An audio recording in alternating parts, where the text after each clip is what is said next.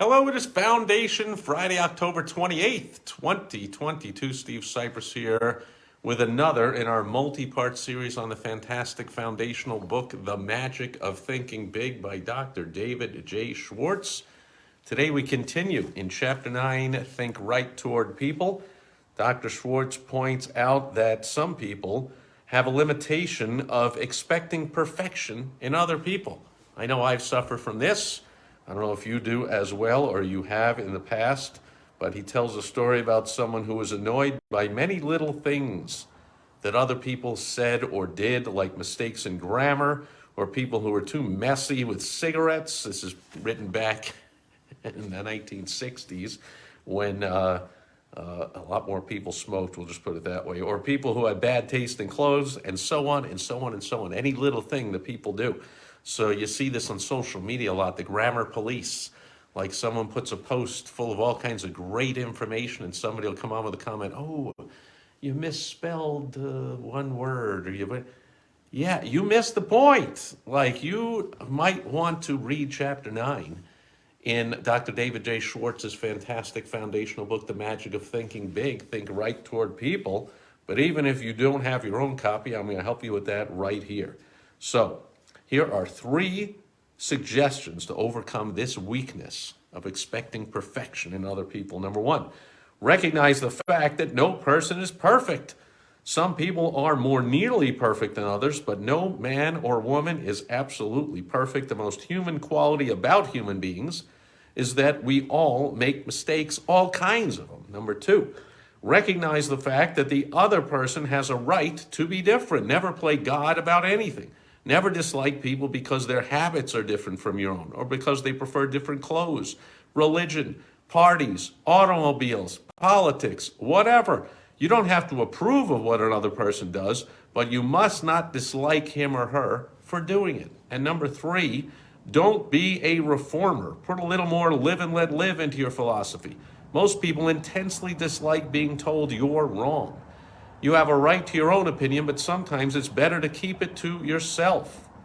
And they talk about this person that Dr. Schwartz gave as an example who applied these suggestions, and after a few months had a completely different outlook, came back and said, look, the things that used to annoy the heck out of me, I now find amusing. So there's one trick right there. Things that annoy you, instead find a way to laugh. Find a way to just go, really? Like, okay. Like, is that really how you want to spell that word? Is that really that's really the shirt you're going to wear to go wherever? Okay, if that's what you want to do. I mean, find things amusing instead of annoying. And this guy says, it finally dawned on me what a dull world this would be if people were all alike and everybody was perfect.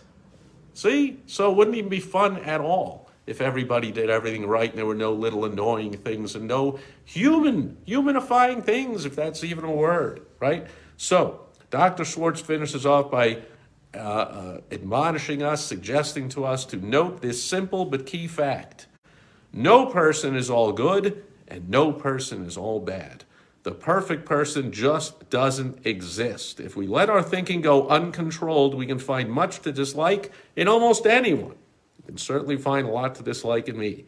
By the same token, if we manage our thinking properly, if we think right toward people, we can find many qualities to like and admire in the same person. And speaking selfishly, I hope you do that with me. I hope you overlook all of my silly, annoying imperfections and differences and whatever, and you find things to like or to at least tolerate about me, and that'll do it. For Foundation Friday, October 28th, 2022. Jim is here. Great seeing you. And I saw a bunch of other names scroll by. Thanks to everyone being here today. Thanks for the likes. Wherever you're watching this, thanks for the subscribes. Or if you're on Twitter or YouTube or on my blog or my Facebook or LinkedIn or wherever you are, please do all that kind of stuff that those algorithms like. Speaking of algorithms and Twitter, by the way, I will be back tomorrow on Social Media Saturday with my take on the new CEO, the new person at the helm, the new owner of Twitter. I will catch you then. Over and out for today. Bye-bye.